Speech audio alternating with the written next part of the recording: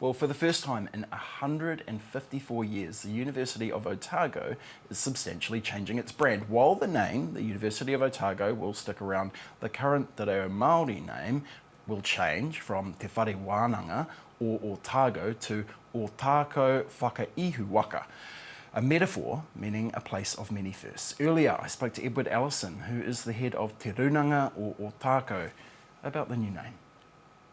The name arose through the Tuakari Taka project, the rebranding the university entered into it about 4 years ago, working in partnership with us, mana whenua, our people, experts in tikanga, te reo and what have you, and to bring forward that connection. We were in those discussions and we raised the idea that the name they have, Otago, is really a transliteration of the name Ōtākou, which is the name of the Eastern Channel entering Otago Harbour, and a channel on which many waka have come and left over eons, and equally also the channel through which settlers came to this area. And so that's really how the idea came to. Yeah, aroha mai, I should apologise for that. You're obviously from Ngāi Tahu. Can you tell us a little bit about the consultation process that took place, right? Because the sort of debut of the new brand was sort of seeded to the public and I guess to the students. Yeah, well, the project started 4 years ago and we worked assiduously with the team in a very collaborative manner. And then it was released publicly, and also to the alumni and the students in the community about 6 months ago. And that has been a robust process, let us say that. Internally to the university, 2/3 to 3/4 of the respondents supported the rebranding, whereas publicly it was less favourable. But the university continued through that robust discussions they were having, and even within, I believe, the council. But yesterday I was there at the council meeting, and it was really pleasing to see a unanimous vote for not to labour on it, but can I ask, presumably the opposition was what we would expect it to be?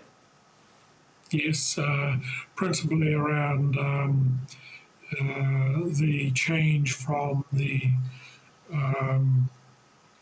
name Otago, or bringing in that Ōtākou name, and really the tradition I think people were clinging to, something that had been in place for 154 years, and they didn't see the merit, I suppose you might say, and they didn't understand or appreciate fully the ambition of the university to become a treaty-led university, and the rebranding was part of it. When will the changes take effect, and does one logo have a degree of preference over the other? Does the Te Reo Māori logo appear before the Reo Pākehā logo, or what's the deal with that?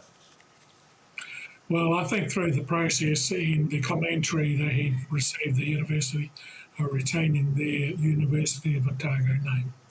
And the Te Reo Māori version will be used in cultural exchanges and those promotions for students, and in those particular occasions. So, from your view, would Ngāi Tahu like to see that as a transitional process? Because I'm thinking about some treaty settlements, right, where you have the changing of the Reo Pākehā name, it goes to a midpoint and then it sort of transitions on to a purely Reo Māori name?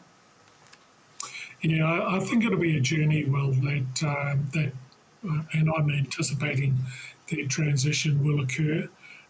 There's that natural opposition you often get from many people to change, and that's the big issue, change. But once the changes occurred, I think a smoother pathway will arise, and I'm anticipating this treaty-led process will gain traction. Edward Allison, thank you so much for your time. Really appreciate it. Thank you, Will. Ngā mihi atu, kia koe.